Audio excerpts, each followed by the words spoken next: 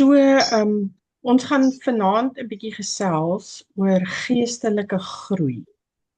Wat dit is en die maniere hoe ons geestelik groei.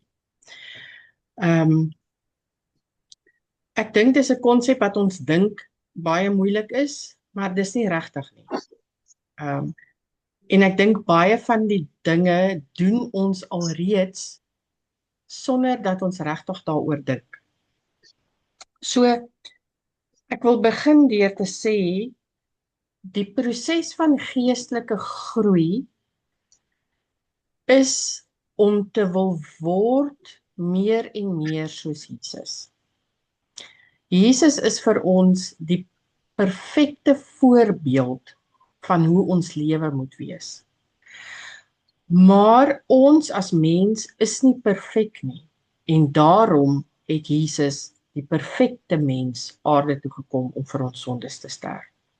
So dit is iets wat as jy die dag die Here in jou lewe aanvaar, is dit 'n outomatiese begeerte wat in jou opkom om meer en meer soos hy te wil wees, om meer te wil doen dit wat hy van jou verlang en dit wat hy wil hê jy moet doen. En om te doen dit wat vir hom gelukkig maak, dit wat hom verheerlik, dit wat vir hom glorie bring.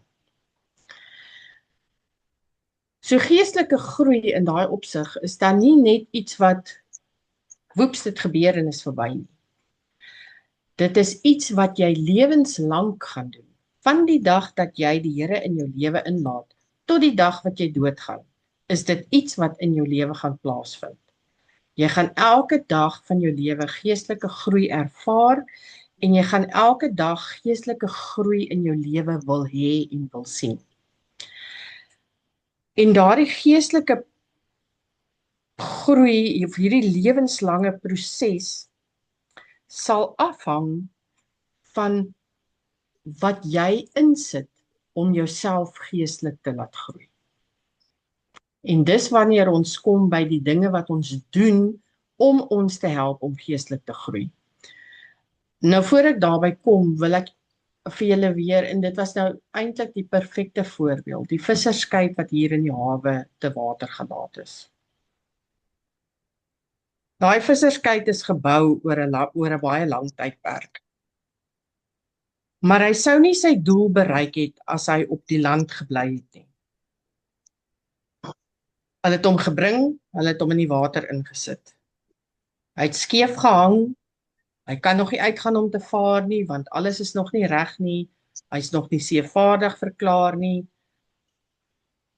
Hy kort nog dinge om hom aan die gang te kry. So hy kan nog nie die werk doen waarvoor hy vervaardig is nie.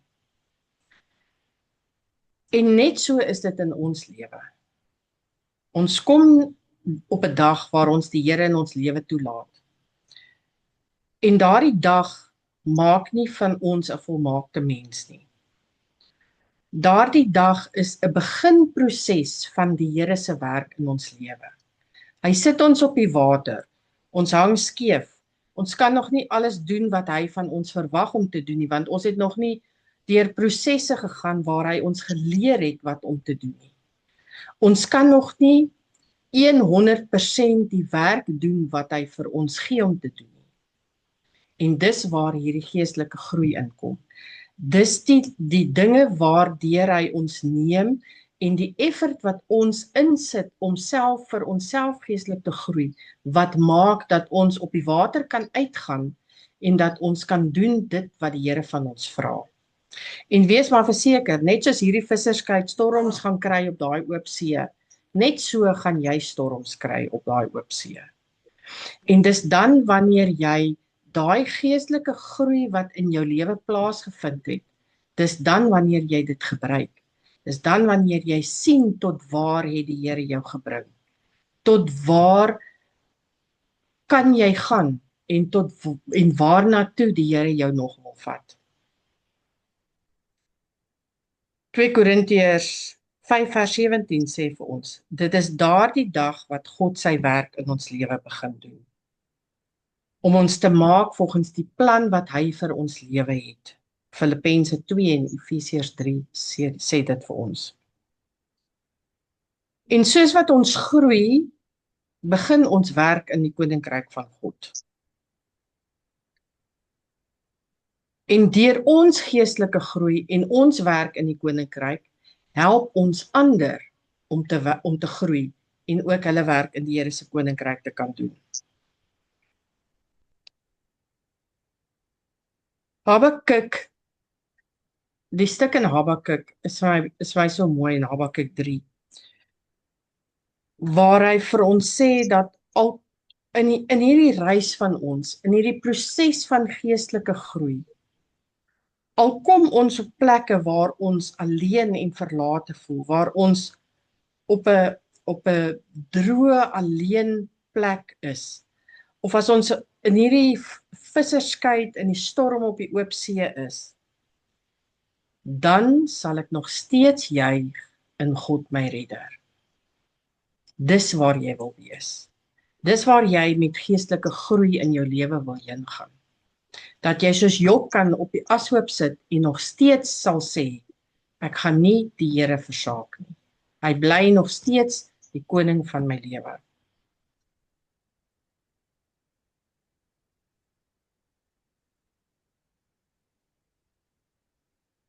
Geestelike groei het sekere karaktertrekke. Eerstens kan dit persoonlik gebeur of persoonlik wees, of dit kan korporatief wees. Daar is goed wat jy in jou persoonlike lewe kan doen om jou geestelik te laat groei. Maar ons moenie die korporatiewe geestelike groei versaak nie. Dis wanneer die tye wanneer ons soos vanaand by mekaar kom, om van mekaar te leer en om van die woord te leer. Dis tye wanneer ons kerk toe gaan, om te hoor wat wil die Here vir ons sê. Dis om saam met mede-Christene om 'n tafel te sit en meer van die Here te leer. Geestelike groei is doen en wees. Daar is aktiwiteite by betrokke. So daar's goeders wat jy doen om geestelik te kan groei. As jy nie goed doen nie, dan gaan jy nie geestelik groei nie.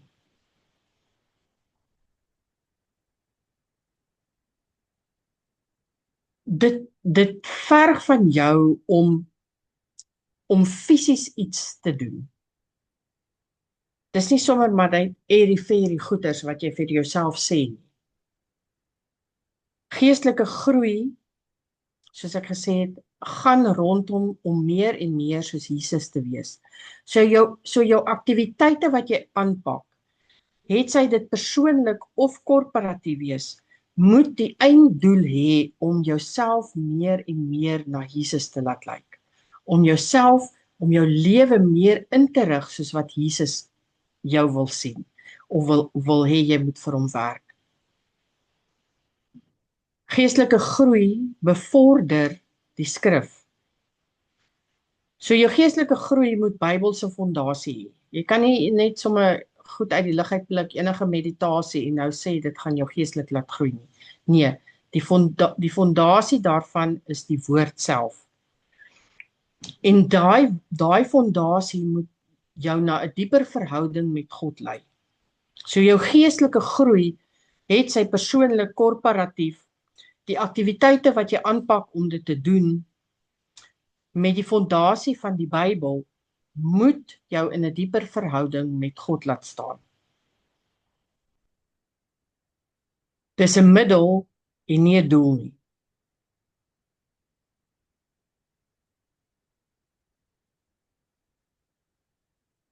Ons is nie godvrugtig omdat ons geestelike dissiplines beoefen. Dis soos die Fariseërs in die Bybel was. Die feit dat hulle al hierdie rituele gehou het hulle nie geestelik laat groei nie.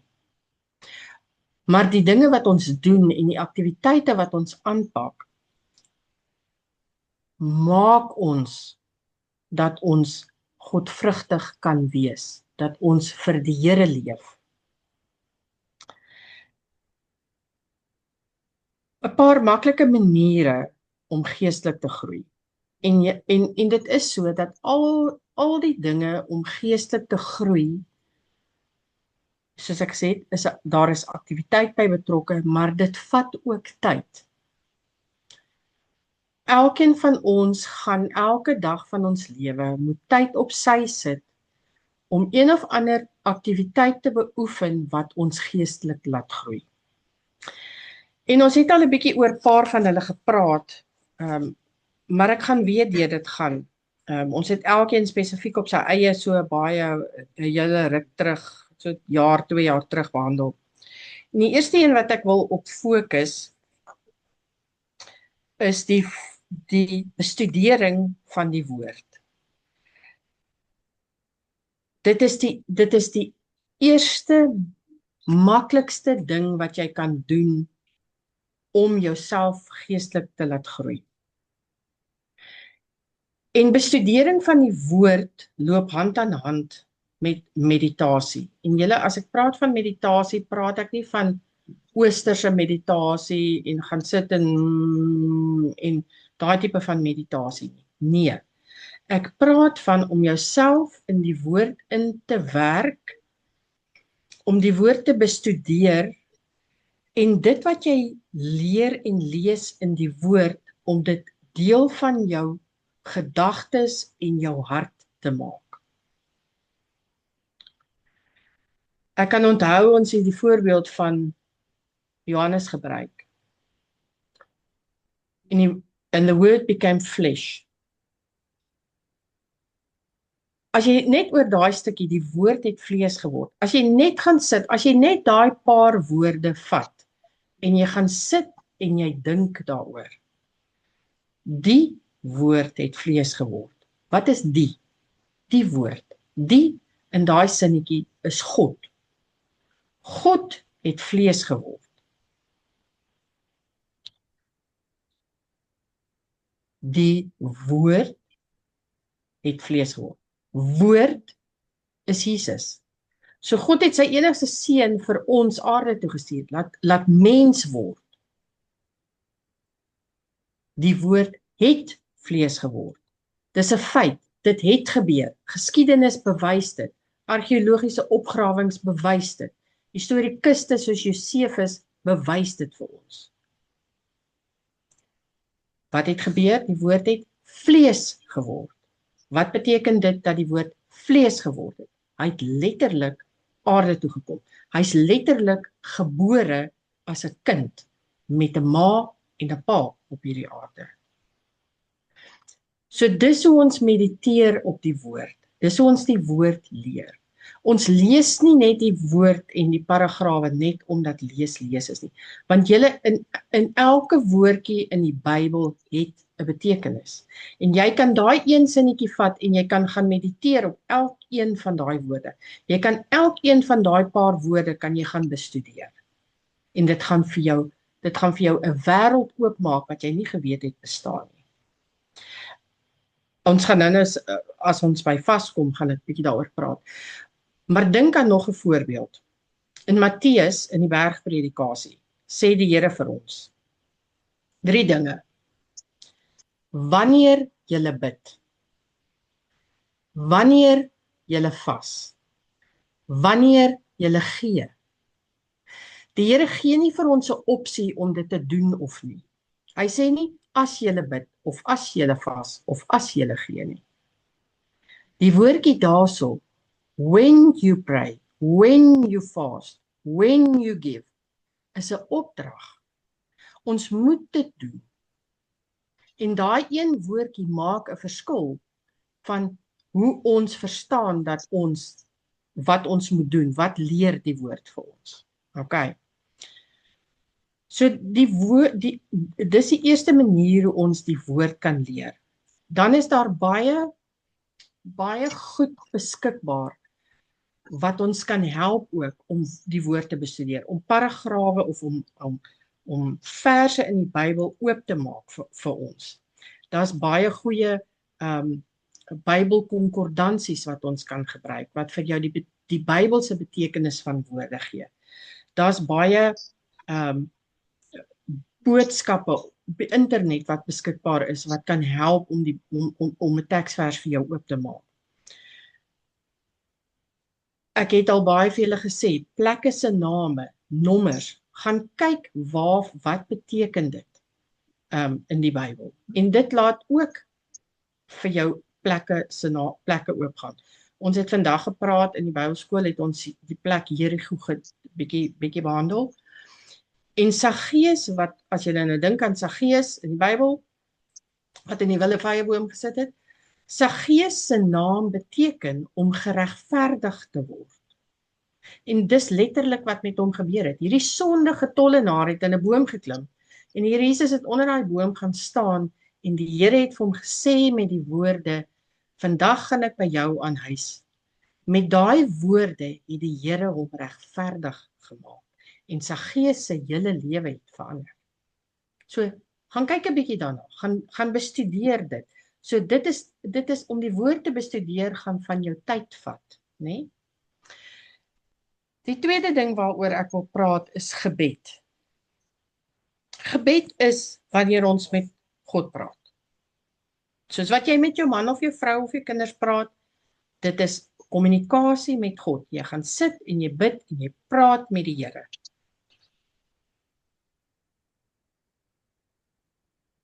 Die Here weer eens in die bergpredikasie gee nie vir ons die opsie om te bid of nie. Die Here sê wanneer jy bid. So dis 'n opdrag. Ons moet met die Here praat.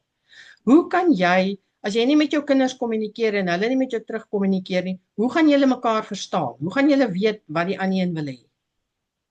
Dieselfde met die Here. Ons moet met hom in kommunikasie bly.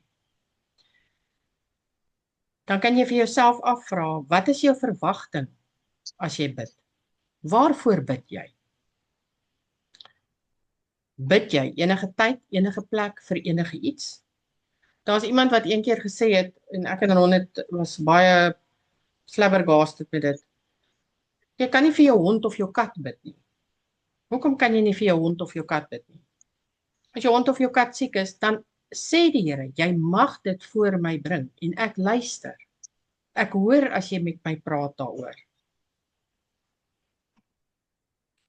Ek dink die beste voorbeeld van gebed ook, behalwe vir die Onse Vader waar die Here Jesus ons leer bid in Matteus, is die gebed wat Moses gedoen het in Eksodus 33.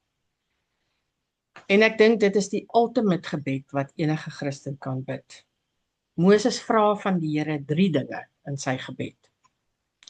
Hy sê, wys my die weg sodat ek U kan ken, in vers 13. So dis ons ultimate doel, is om die Here te ken, om te weet wie hy is in ons lewe en wat hy vir ons doen. Moses vra 'n tweede ding, wys vir my U teenwoordigheid, in vers 15. Ek wil voel dat die Here naby my is. Ons as mens wil sien wat gebeur, wat doen die Here vir ons. Nou ek wil jou vandag vir jou sê, vat vir jou 'n boekie.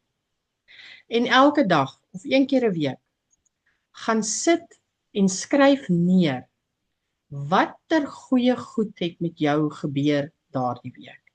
Of watter slegte goed het met jou gebeur wat op die einde van die dag goed uitgedraai het.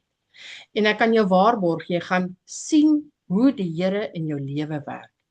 As ons dit nie neerskryf nie, dan gaan dit maar by ons verby. Dit gebeur, dit het gebeur vandag en vanaand is dit vergete en môre gaan ons maar weer aan. Maar ek kan jou waarborg, as jy gaan sit en jy skryf dit neer, gaan jy sien hoe die Here werk in jou lewe. Hanna is vir my ook 'n baie goeie voorbeeld in Samuel. Daar waar sy haar hart voor die Here uitgestort het. Sy het letterlik haar hele wese voor die Here gaan lê, om vir hom te vra dat hy haar sal seën met 'n kind. En die Here het haar geseën met 'n seentjie, Samuel. Maar gaan kyk 'n bietjie hoe sy gebid het. Gaan kyk 'n bietjie hoe die priester gereageer het op die manier wat sy gebid het, hoe hy haar gesien het. Hy het gedink sy's dronk. Die Here vra dat ons met hom praat. altyd, sodat ons sodat hy met ons ook in kommunikasie kan bly. En kommunikasie terug van hom af kom op verskeie maniere. En een van die maniere is wanneer jy die woord bestudeer. Jy gaan antwoorde kry uit die Bybel uit wat jy nooit gedink het nie. Die derde manier hoe ons geestelik kan groei is wanneer ons vas. Weereens sê die bergpredikasie vir ons, wanneer jy vas, nie as jy vas nie. Matteus 6. Vas in die Bybelse tyd was dit die onthouding van kos gewees. So as jy gevas het, het jy glad nie geëet nie. Vandag is daar vas waar jy glad nie eet nie. Daar is gedeeltelike vas wat jy kan doen waar jy seker goed uitsny wat jy besluit om nie te eet nie. Maar vas is 'n opdrag van die Here. Dis nie 'n keuse nie. Baie van julle sal die Daniël vas ken waar hulle net groente en water geëet het. En hierdie vas gaan gepaard met gebed. So as jy vas, jy kan nie net vas nie. Daar is gebed by betrokke. En gewoonlik is daar gebed vir 'n spesifieke iets of iemand by betrokke ook. Jy kan oor die algemeen vir mense en so bid ook, maar dit gaan maar gewoonlik oor iets spesifieks in jou lewe waaroor jy bid. En dit is 'n manier dan om 'n koneksie met die Here te maak. En al drie hierdie dinge, maar ook die ander drie wat ek gaan behandel, of wat ek verder oor gaan praat. Al drie hierdie dinge gaan oor jou verhouding met God en om in 'n dieper verhouding met hom te staan. Wat jou dan vir jouself die vraag moet laat vra is, hoekom doen jy dit? Met watter tipe gesindheid doen jy dit? Wat is in jou hart as jy dit doen? Doen jy dit soos daardie een wat gaan bid het, waar die tollenaar ook was, wat gaan bid het en gaan sê vir die Here gesê het, dankie Here dat ek nie soos hierdie ou hier langs my is nie, ek is nou so vroom en so goed en wara. Hoekom bid jy? Hoekom vas jy? Hoekom bestudeer jy die woord? Wat is in jou hart as jy dit doen? Is jy opreg as jy dit doen? Die Here onthou, en ek dink dis 'n groot deel van die bergpredikasie, en dis hoekom die bergpredikasie vir my so mooi is, want die Here Jesus wys daar vir ons, dat dit gaan nie oor dit wat jy uiterlik doen nie. Dit gaan alles oor jou hart, en wat in jou hart is. En onthou, die Here ken jou hart. Hy weet wat is in jou hart. Jy kan hom nie flous nie. Hy ken jou. 'n Volgende manier hoe ons geestelik kan groei is lofprysing en aanbidding. En weer eens, net soos met die ander, gaan dit nie oor ons nie, maar dit gaan oor God. Al hierdie dinge gaan oor God en die teenwoordigheid van God in ons lewe. So aanbidding en lofprysing, die Webster beskrywing sê dit as 'n eerbiedige liefde en toewyding aan 'n heilige voorwerp of afgod gekombineer met seremonies of gebed waardeur hierdie liefde uitgedruk word. So as ons lofprysing en aanbidding aan die Here bring, dan sien ons of dan wys ons dat ons God sien as die heilige, as heilig. En dat ons hom wil loof en prys daarvoor. Hebreëse woord daarvoor vir lofprysing of vir aanbidding is shaga, en dit beteken om neer te buig of plat te val. So wanneer ons die Here aanbid, is daar 'n nederigheid by ons, want ons besef hoe klein ons is en hoe groot die Here is. Die Griekse woord vir aanbidding is proskuneo, en dit beteken jy soen die hand van die meester. Jy aanbid die meester. Net so vinnig, ek het al vir julle gewys, in die Hebreëus is daar hierdie prentjies vir elke alfabetletter, of vir elke alfabetletter wat hulle het. En as ons gaan kyk na hierdie prentjies wat hierdie woord shaga maak, dan kry ons die volgende uit daai prentjies uit. God trek ons met die daad van aanbidding na sy heiligdom, waar hy met oop arms staan om ons nader te trek. So hierdie woord shaga, die S het 'n sekere prentjie. Die H het 'n sekere prentjie. En so kan ons elkeen van daai letters vat en hierdie prentjies gee dan vir ons 'n sinnetjie. En dis die sinnetjie wat ons kry uit die woord shaga uit. So om te aanbid beteken dis vir ons dat as ons aanbid, dan trek die Here ons nader. Hy trek ons in sy teenwoordigheid. Hy trek ons in sy heiligdom in. Daar waar hy vir ons met oop arms staan en vir ons wag om ons nader aan hom te hê. Weereens, wat is in jou hart as jy aanbid? Ons aanbid deur te sing, deur musiek te maak, deur lief te wees vir mense, deur te gee, deur gehoorsaam te wees aan God. Dis alle ek dink vir ons die mees algemeenste is wanneer ons sing en wanneer ons musiek maak. Wanneer die orkes of wanneer hulle 'n aand van lofprysing en aanbidding het, kom daar maar gewoonlik baie min mense. En dis eintlik vir my baie hartseer. Want daar is niks so lekker soos om saam met 'n groep mense net te kan sing en deur daardie sang die Here te kan aanbid nie. So as daar weer eendag so aand is, wil ek julle graag nooi en kom wees deel daarvan en kom ervaar net daai teenwoordigheid wat jy van die Here kry daarso.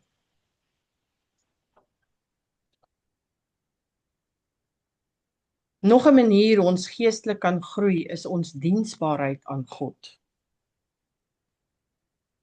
Ons moet 'n lewe van dankbaarheid lewe voor die Here. Hy het vir ons gedoen wat vir ons ondenkbaar is in die kruis.